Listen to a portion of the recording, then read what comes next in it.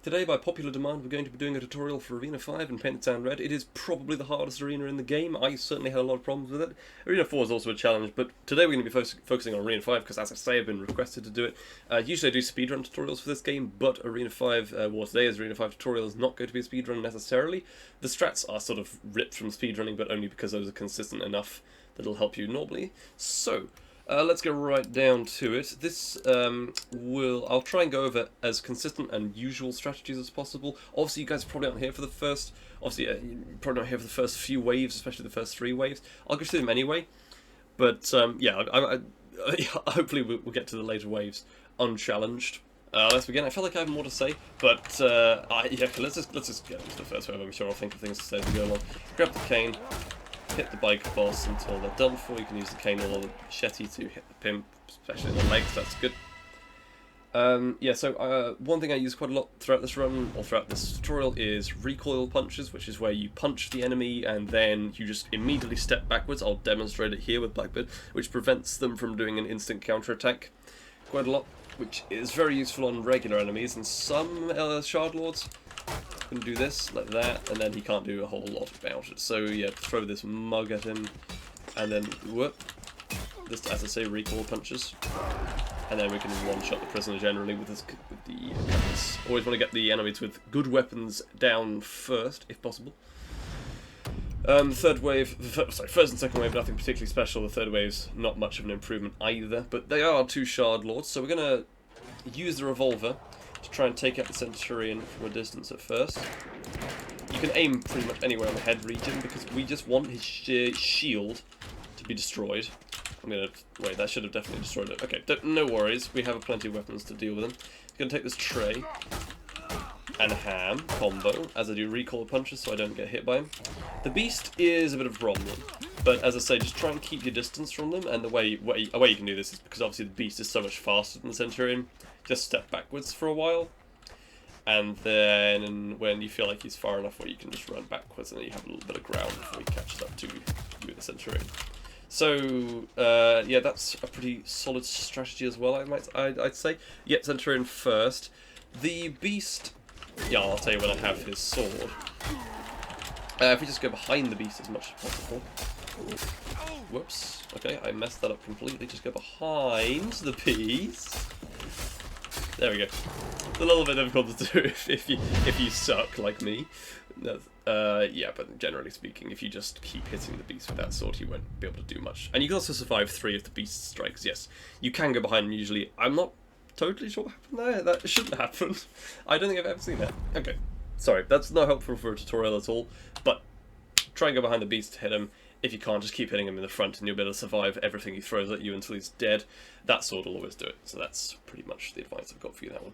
Wave 4 is probably the first wave that you will have, that certainly that I've had difficulties with. So I'm going to deal with the boxer first just so that he's out of the way. Deceiver's projectiles, I'll mention, they are not an instant travel time, so you can really see them coming, especially from a distance, and do something about them. Now, the way we take out the Deceiver in this wave consistently, first we're going to mark him with a couple of objects, so he's bruised now, you can see the purple. So now we know that his copies are not the actual Deceiver. And now we're going to just go and grab the first weapon, the only weapon we can use at melee range on the Deceiver, which is the real one. There they are. There we go. And now we're just going to use all the weapons on the edge of the arena, throwing them and using them on the Deceiver whenever possible. And the Deceiver's fairly limited health makes it so this isn't a terribly long fight. But as I say, the projectiles the Deceiver throws at you, which I haven't got the faintest clue what the name is, because they have a long travel time, if you stay as far away from the Deceiver as possible, you probably won't ever be hit by them as long as you're always watching the Deceiver, or at least paying attention to where the Deceiver is. So hopefully I'll throw another one in a minute and I can demonstrate that. So, yep. Dodging like that, just jump, sprint out the way like that, and hopefully that'll be a sufficient deterrent. Let's keep going with these throwing. It does take a minute, unfortunately, but yeah, it might be worth lowering your DPI for this wave as well, as I say, just because it's good for throw things precisely. With throwing things this game in general, I guess you just aim a little bit over them, depending on the range, but you will get a sense for it. I mean, if you full power throw something, it'll generally always hit someone in arena if you aim it at them. The shields, when they're thrown, they also do a little bit of damage. Unbeknownst to many people, including me, for quite some time. Oh, we should really be dying by now. This is taking way too long. Just a bit of a tedious fight, really. Okay. There we go. I thought it was pretty much done. Right, wave 4's over with. Sorry if I sound really annoyed when I'm recording this or really tired. It's because I've tried a few times and my game's crashed or Steam, like someone has called me on Steam or something has gone wrong that I've had to correct, or I don't know, Discord ping went out of control and I had to turn on Do Not Disturb. First wave of the Necromancer is quite important. This wave is not too much of a challenge, but I'll give you an interesting piece of trivia about Necromancers in Arena. You never ever have to kill their summons to actually finish the wave. So, we don't have to deal with anything this Necromancer spawns. We just have to kill the Necromancer, which comes in very handy on the 9th wave. But, yeah, so for now, we'll just fight him on this wave. These riot shields are an absolute godsend as well. We're going to grab the assault rifle and a riot shield. These projectiles you can always outrun by just sprint jumping backwards and looking at them. You can hold the shield up if you're very scared. And now all we have to do is tap fire left click, keep clicking on his head and walking backwards. Just like it's Counter-Strike or something. And then we're going to grab ourselves an ancient weapon, whilst avoiding him, keeping a good range, because he does have a fairly stupid melee range. Walk up to him, block. Now just do 1, 2, 3, 4, 5, and block again, or 4 if you're not comfortable with 5, which I wouldn't be either very much. Now block again, 1, 2, 3, 4, 5, block again. That's about to break, so there we go. I'm going to take sword now, block. 1, 2, 3, 4, 5, 6. Why not? Alright, and yes, and Vox is still alive, but the wave's ended because we've taken down the Necromancer. Right, wave 6, which I'll be the first to admit, is a huge pain. But the first thing we absolutely want to do is get rid of the Katana boss, and we need his sword to take out the Crawler effectively. Because if you've ever faced a Crawler before, you'll know that his attack is complete bullshit, so we're going to try and fight it in melee range entirely. I'll show you what that means in a minute. That's really complicated. Just let's follow what I'm doing here roughly. We're going to want to throw all these rusted weapons at the Katana boss, like that, and then if we just stay as far away from as we can from the Crawler, we'll never be in range in this arena environment. So we just have to lead him over here a little bit and then run around the edge to where we just threw the weapons. Don't bother with the triple crossbows in this wave, unless you particularly want to for whatever reason. They just do so little damage, and they've got such an absolutely useless spread that it just never works out for you. Man, I don't know. They're a hated weapon in the community, especially with me. Just keep repeating this sort of running around in circles strategy while throwing the weapons at the Katana boss. If 1 or 2 land on the Crawler's legs, that's absolutely fine. It's actually good because it means that our later strat will be really consistent. Obviously, the ultimate cowardly strat on this is just to throw weapons at the Crawler's legs the entire time. But it would be a very long fight, and I'm going to try and avoid that. So yes, big insert for coward strategy. Just keep doing this, but when you get the Katana from the Katana boss, keep doing that to the Crawler. And you will probably never ever run out of weapons, but that's not something I'm really willing to put up with for that long. So I'll just show you the good strat that a lot of people tend to use. And yes,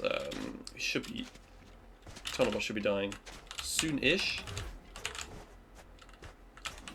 Crawler's in the way quite a lot though for some reason on this one, so having to deal with that, which is sort of good, I guess. Another sword. I missed. I'm amazing. I'm just gonna throw the crossbow at him, why not? There's more damage than a fucking arrow from it, to be honest. Or at least it feels like it is sometimes. It probably isn't. It's a long process for you. You've got to lead him to the other side of the arena. Don't get too scared, the range is closer than you think. Probably, unless you think it's quite long.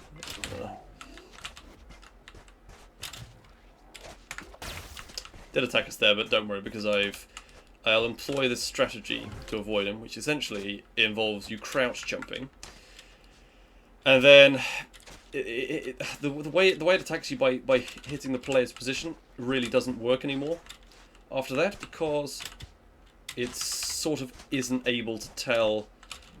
Where it isn't able to very accurately hit where the player is. So just because by crouch jumping in the air, you extend the time you're in the air and you change the position a little bit to what's expected, like this. So it really does trick the AI. I'm not sure if that's the actual way you're meant to do it. It probably is something of the correct way. Like, we're kind of close with that, I reckon. Oh, good God. He should be dead by now. I don't know, I'm having some extremely poor RNG on this attempt, which always seems to be the case in my tutorials.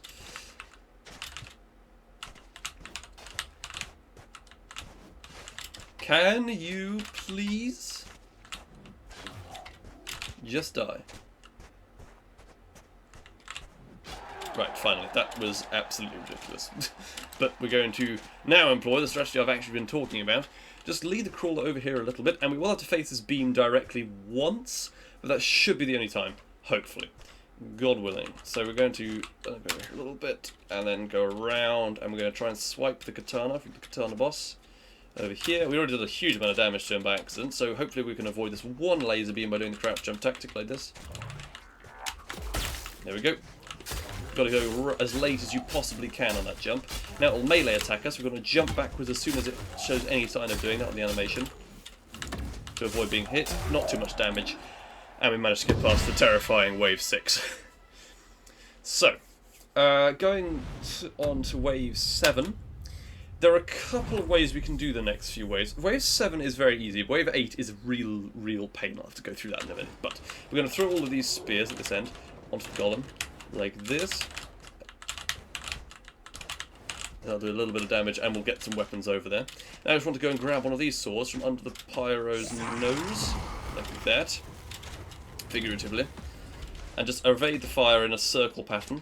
And now we just want to sort of go behind the Pyro as much as possible. Don't worry about the Golem too much. Barely any damage that will actually matter. So now we're going to avoid him in a circle pattern again. Yeah, very nice, very nice. And now we're just going to try and go behind his back again. There we go. And now we just have to use spears and swords on the Golem, using exactly the same tactic, going behind them as you do with the Beast and the Pyro. With the Centurion as well to some extent, if you're just fighting him by himself. There we go. Barely even need any of the spears, but can always help. You might be able to do it with 1 and 2 swords. Think about that. Right, so the dreaded wave 8 is coming up. This is the one where I think I would have given... I think this is where I gave up when this first came out, but we're going to employ a fairly lengthy strategy. Thanks very much to SNASS from the speedrunning community for talking about this wave with me and coming up with some cool ways we can get around the most dangerous enemies. So the first thing we're going to want to grab is an AK behind us, the AK assault rifle behind us, and take out either the Deceiver or the Crawler, depending on what you think is a bigger threat, because honestly, those are the only 2 threatening enemies, and then the rest of them are just noise, as long as you can avoid the Beast and everything. But the Beast, we're going to take him out right afterwards with his shotty, hopefully. I am going to use the AK on the Crawler, because the Crawler can instantly kill you. That's the only reason, and I think the Deceiver is more avoidable.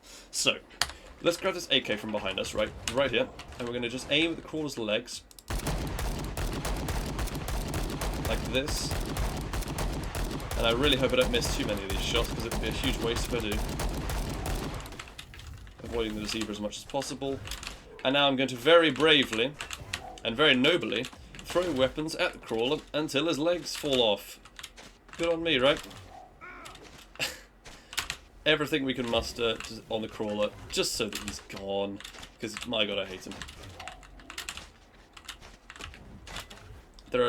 Luckily, there's absolutely no shortage of weapons on this. And yes, the Deceiver is very avoidable, so I'm not going to worry about him too much. I did miss an absolutely huge amount of my ammunition in the start, so if you don't do that, then he'll die very quickly. But yeah, Crawler's done for. Now we just got to wait for the Deceiver to throw a projectile, grab the shotgun, and fuck him up. Like this. Old styley. Might take a couple more shots apparently, but there we are. Deceiver is about to be completely destroyed. Just using these recoil jumps, as I've kind of talked about. Okay, that's absolutely ridiculous. Why is he not dead? Just keep throwing weapons at him, as we did in wave 4. I mean, that'll sort him out. Projectiles, as I say, you can avoid them. I'm surprised he's not dead yet. Really am. Okay. My point about this wave is the last 4 enemies are not too much of an issue. So we should be able to face them down with a relative ease. Is that the Deceiver gone? No. His animation stopped. I thought he might be dead. The only problem with this method is it does hugely limit your sort of RNG of the weapons that don't get left behind. Whoops, I'm just going to go through the fire to grab the sword again. Alright, biggest threats are out of the way, so now we're just going to try and eliminate anyone we can with whatever we have left. So, Beast is pretty good priority first, I think. Just doing this kind of evasive tactic where you hit them and then jump backwards in the same motion, like that. Make sure there's no way they could possibly hit you. The Golem is no stronger, and as long as you're far away enough from the Pyro, you'll never have an issue with that. So we're just going to keep employing that strategy with Beast. Should be going down fairly soon. Just running and jumping away as much as possible. I can't emphasize how important evasion is on this wave. It's so overpowered to just keep running away, and that does stack up the time. But as I say, not a speedrunning tutorial this time around. I'm just going to try and get it done. There we go. Now we're going to go for the Pyro because of his outrageous ranged abilities. It just falls over like a stack of pigeons. Centurion's next, same strategy, except we can go for the head as long as you have the Black Katana still in one piece. And you should do. It's very hard to break at this kind of pace. There we go. Finally, after killing several Shard Lords, it's broken. The Golem is so unthreatening that I'm not going to bother with him for ages. The Centurion is a huge pain, to be honest, especially if you've used weapons like I have, where they're almost broken. They're just these are just health tanks, so just throw everything you have at them. As long as the Centurion doesn't hit you, like this, fine. I mean, that sounds super unhelpful to tutorial, but if you just keep doing this kind of strat, you can kill anything with punches if you do that strat. Just stay behind the Golem like that, it'll work out, but yeah, we have a few more weapons left, no need for that yet.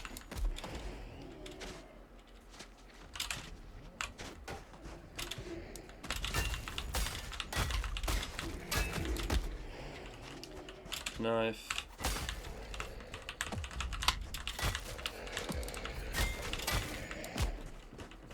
We have any other nice weapons? Yes, we've got another machete over here. That's throwing. Just doing this circle jumping with the Golem is actually brilliant. Actually would be worth using the flaming sword the Centurion had. I'm not sure why I didn't think of that. Yeah, wasn't an improvisation at all, don't worry. Yeah, so my point is, Black Katana is excellent for the Beast and the Pyro. The Shotgun and AK are brilliant for the Deceiver and the Crawler because it eliminates the most dangerous enemies first. And aside from that, there's nothing particularly challenging in the wave. There's just health tanks, so you can welcome to throw weapons at them, or you can just run and sprint jump around them. It's mainly about controlling the player, this arena. So I mean, that's worth practicing in Sandbox. If you made it this far in the video, thank you. We're going to move on to the last wave, which is underwhelming perhaps, because there is a pretty consistent strategy for it. So let me explain what's going on here. There are two Necromancers, and you may have encountered a situation where a Necromancer summons another Necromancer, or a ton of enemies that you really hate, but you only have to kill these two Necromancers to finish the arena. So what we're going to do is grab this bolt... why can't I remember the names of anything? It's a harpoon gun. We're going to grab this weapon in front of us and mark both of these two guys with some distinct bruising that will allow us to recognise that these are the two we've damaged. And then at the other end of the arena is a ton of 6-shooter pistols. And we're going to use it, and all of those combined, in fact much less than that, is able to kill both of these Necromancers with ease as long as you don't attack much else. So, let's get straight into it, using this weapon immediately in front of us to mark both of them. Don't worry about the projectiles, as I've discussed before, you can evade them by sprint jumping backwards. And they're done for, just hit him again. Hit him again, hit him again. When they get all the way over to the side, we're going to run over there. Right, brilliant. Now we know who they are. We're going to grab a shield from here, just in case we get too close to them, and we're going to start using the revolvers on them. So, they've summoned another Necromancer already. That's not too much of a worry though, because we know which ones the real ones are, the ones we have to kill. You can just hold down left click when you get a revolver, grab one and then run away from the projectiles again. We know that these two are the ones that are real because they have all the bruising, and that will only become clearer the more you shoot them. Don't worry about anyone on the ground. They're just not worth your time, sunshine. Whoops. That person's not worth my time. If you want, you can also throw some 6-shooters down the other end of the arena, which I've done a few times, but it's a bit annoying because you can't always find them so easily.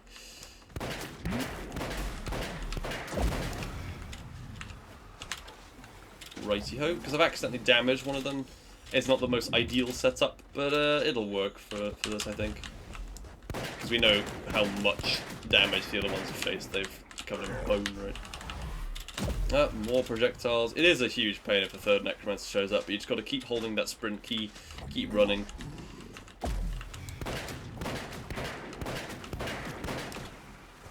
And it may feel like you're doing absolutely nothing here, but, you know, you will be. I don't know why I threw that, there's no need for it. It's going back for the revolvers again. There are a load more for us to use. Whoops, wrong guy. That's one. Whoops. You can also block with the shield if you get into a situation like me. So, this guy's not far behind, and he's done. I mean, that seems oversimplified, but it's mainly a case of running away to get this arena done, I'm afraid to say it. It's probably the only arena where that's true, except for the last wave of Arena 4, maybe I'll give you that one. A pretty horrifying arena for that reason. It's just very, very tough to beat some of these enemies, especially the Crawler. So I might go over that again, the Crawler, in another video. If you want to see a video of me just trying to teach you how to beat individual enemies, then I'd be very, very up for that, because a lot of people have problems with the Trickster. Particularly, I might go over that, how to beat the Trickster. Or I could do a speedrun of Beneath first time, because I haven't bothered with that yet, because I'm not a fan of speedrunning Beneath. I think it's just a bit too dependent on what spawns. The main games like that as well. I'm just rambling now. Thank you very much for watching the whole video. Just comment if you want an Arena 4 tutorial, Arena 3, 2, 1, whatever. I've done a 1 already, but yeah. If you want a tutorial on any of the arenas or any Beneath stuff, and I might be willing to start doing that. If this tutorial is useless, leave a dislike, because I will know to improve them next time. And if you want to ask any questions in the comments below, please do. I will answer everything I can, especially if you have questions. I do see all of them. Thanks very much for watching. See you guys.